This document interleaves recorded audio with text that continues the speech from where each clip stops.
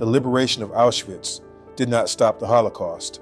It only proved how completely it had already succeeded. On January 27, 1945, Soviet soldiers opened the gates of Auschwitz. But by the time the world arrived, almost everyone was already gone. In the final days of January 1945, units of the Soviet Red Army advanced west through southern Poland. They were chasing a collapsing German front. They were crossing villages and fields turned into a winter battlefield. They were not hunting for Auschwitz, and that matters, because when they arrived, it wasn't a dramatic liberation scene. There were no cheering crowds, no gates bursting open in celebration.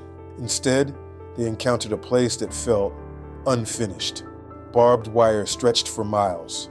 Guard towers overlooked empty yards. Rail lines ran into the complex like arteries. The chimneys were cold. The guards were gone. Auschwitz was not captured. It was entered. And in that moment, the most powerful thing about Auschwitz wasn't what the soldiers could see. It was what they couldn't. This camp had been built to process human beings on an industrial scale. By the time the world arrived, the machine had already done its work. Auschwitz was not empty by accident. In early January 1945, Nazi leadership faced a decision. The Soviet army was getting closer. The front lines were breaking.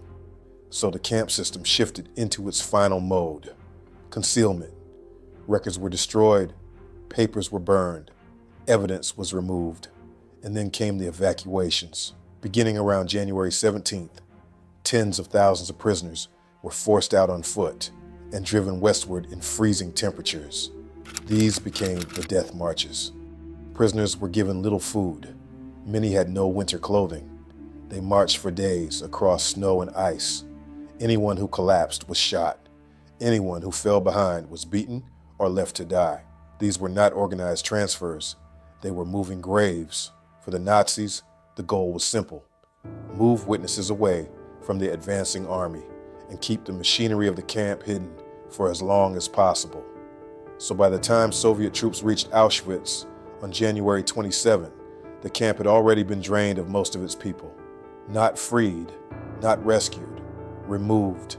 This is the first hard truth of liberation. The world did not arrive in time to stop Auschwitz. It arrived in time to find what Auschwitz left behind. The prisoners found alive at Auschwitz were not spared intentionally. They were left because they were no longer useful. Too weak to march, too sick to move, too close to death to justify the effort. Approximately 7,000 people remained. Many were skeletal. Starvation had reduced bodies to skin and bone. Disease spread unchecked. Some prisoners hid when the Germans fled, convinced it was a trap. Others lay motionless in bunks, unable to stand, and among them were children. For these prisoners, liberation didn't arrive as a clear moment. Because what does freedom mean when you can't walk? When you can't remember what a full stomach feels like? When your family is not waiting outside the fence? Even the sound of approaching soldiers could feel dangerous. After years of living under violence, confusion can be safer than hope. So for many survivors, the first minutes of liberation were not celebration. They were disbelief. Auschwitz had trained people to expect the worst, and on January 27th, the worst had already happened. As Soviet soldiers moved deeper into Auschwitz, the scale of what had taken place began to emerge, not as one single revelation, but as a series of quiet shocks. Warehouses, storage rooms, stacks of possessions, shoes by the thousands, suitcases marked with names and dates, glasses, clothing, and evidence that looked at first glance like the inventory of a city. But it wasn't a city, it was a funnel. Every object was proof of a person, and every missing person was proof of a system. The survivors were proof too. Army doctors documented extreme malnutrition. Many prisoners were so starved that normal food could kill them. Care had to be improvised. Liberating soldiers did what they could, but they were not a humanitarian mission. They were an army in motion, and Auschwitz was not a place you could simply win and then move on from. It required medicine, time, infrastructure. None of those existed at the moment the gates opened. So even after liberation, people continued to die. not because the camp was still killing them, but because the camp had already killed them slowly, and their bodies couldn't recover in time. That's the second hard truth. Freedom can arrive and still arrive too late. The discovery of Auschwitz did not happen all at once. It unfolded step by step, a barrack at a time, a room at a time, a body at a time. For the Soviet soldiers, there was no single moment when the truth announced itself. At first, some believed they had entered a prisoner of war camp. Others assumed they were seeing the remains of a hurried evacuation. That illusion did not last long. As they moved deeper, they began to find the machinery. Crematoria buildings, ovens still standing, rooms designed not for shelter, but for killing. Nearby lay piles of corpses, some unburied, some stacked where they had fallen when evacuation orders came too late. Bodies reduced to skin and bone, others frozen in the positions where life had ended. This was not chaos, it was system.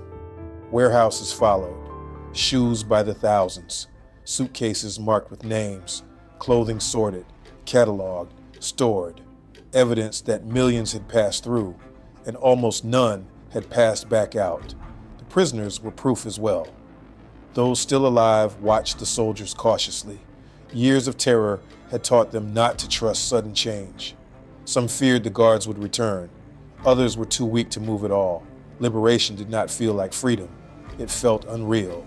There were no orders anymore, no routines, no rules left to cling to. Those who could stand did not celebrate. They searched for food, for warmth, for familiar faces that were almost never there. And the soldiers had no script to follow. They documented what they saw. They called for doctors. They tried to help while still fighting a war that had not yet ended. Auschwitz was not a battlefield victory. It was a confrontation with a crime so vast that no one present was prepared for what came next. And that was only the beginning of the problem. No army had trained for this. There were no manuals for liberating an extermination camp. There were no prepared hospitals, no stockpiles designed for mass starvation, no systems to reunite families. And there was another problem. Survivors had nowhere to return to. Entire Jewish communities across Europe had been erased. Homes were destroyed, occupied, or gone. Families had vanished into other camps, mass graves, or death marches. So liberation didn't mean going home. For many, it meant becoming displaced, living in temporary camps, waiting for news that often never came. And even for those who survived physically, survival carried its own burden. How do you speak about Auschwitz? How do you describe a place where the world seemed to stop making sense? For years after the war, many survivors stayed silent, not because they forgot, but because the truth was too heavy for ordinary conversation. Auschwitz was liberated too late to stop the Holocaust, but it was liberated in time to prove it. From January 27, 1945 onward, genocide could no longer be dismissed as rumor, exaggeration, or propaganda. The evidence stood, the witnesses lived, and the absence, the missing millions, spoke louder than anything else. This is why Auschwitz became a symbol, not because it was the only camp, not because it was the first, but because when the world finally arrived, the crime was still visible, the buildings, the belongings, the bodies that remained alive. Auschwitz became the place where the Holocaust could be seen, and that visibility created an obligation to remember, to document, and to teach. Because the most terrifying part of Auschwitz is not only what happened there, it's how long it happened before the world truly arrived. The gates of Auschwitz opened on January 27, 1945, but history had already closed behind them.